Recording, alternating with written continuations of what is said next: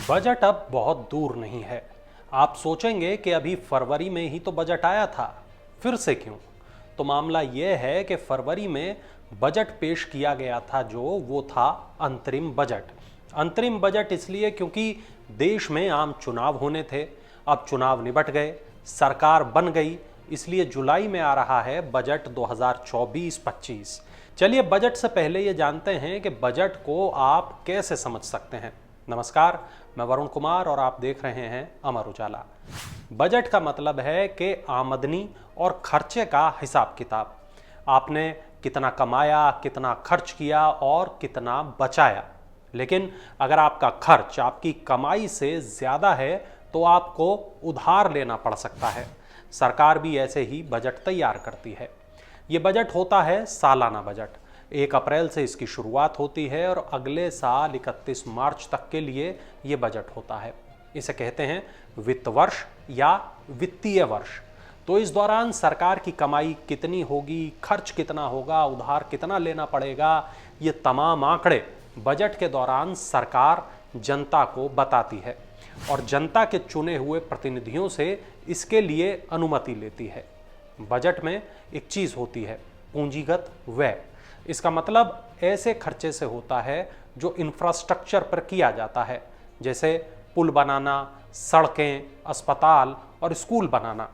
ऐसे व्यय यानी ऐसे खर्चे को कैपिटल एक्सपेंडिचर यानी कैपेक्स भी कहते हैं। विकास के कामों पर जो पैसा खर्च किया जाता है वो इस कैटेगरी में आता है।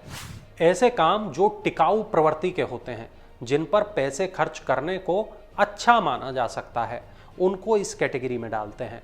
जैसे कि लोग घर खरीदते हैं या फिर ज़मीनें खरीदते हैं। अब बात करते हैं राजस्व व्यय की। इस तरह के खर्च में शामिल होता है लोगों की सैलरी, सब्सिडी, अन्य भुगतान, और इसको कहते हैं ऑपरेटिंग एक्सपेंस। व्यवस्था को चलाने के लिए इस तरह का खर्च ज़रूरी होता है। सरकार अपने ऑपरेशंस को चलाने के लिए ऐसे खर्च करती है।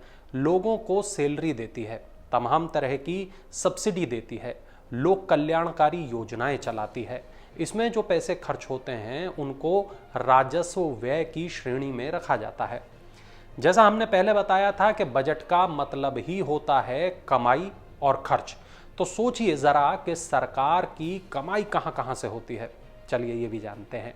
सरकार हम लोगों से इनकम टैक्स लेती है, कारपोरेट टैक्स के ज़रिए सरकार पैसे जुटाती है, जीएसटी के ज़रिए सरकार की कमाई होती है, एक्साइज ड्यूटी से उसे पैसा मिलता है और कस्टम के ज़रिए सरकार को आमदनी होती है।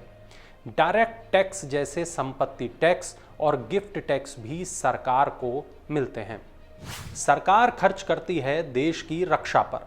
टैक्स में राज्यों को हिस्सा दिया जाता है, पेंशन, सैलरी, सब्सिडी दी जाती है। इसके अलावा नई योजनाओं के लिए खर्च किया जाता है, पुरानी योजनाओं पर खर्च किया जाता है और कर्ज का ब्याज चुकाया जाता है।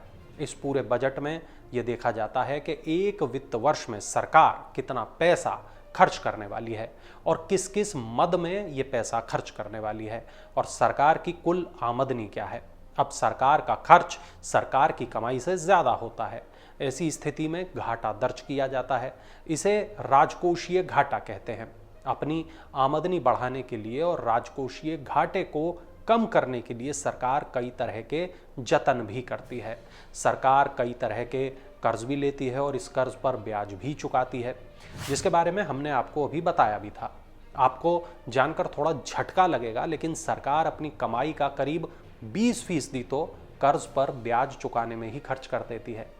यानी कुल मिलाकर सरकार का बजट भी आम आदमी के बजट जैसा ही होता है। बस फर्क इतना है कि सरकार के बजट में ज़ीरो थोड़ा ज़्यादा होती हैं।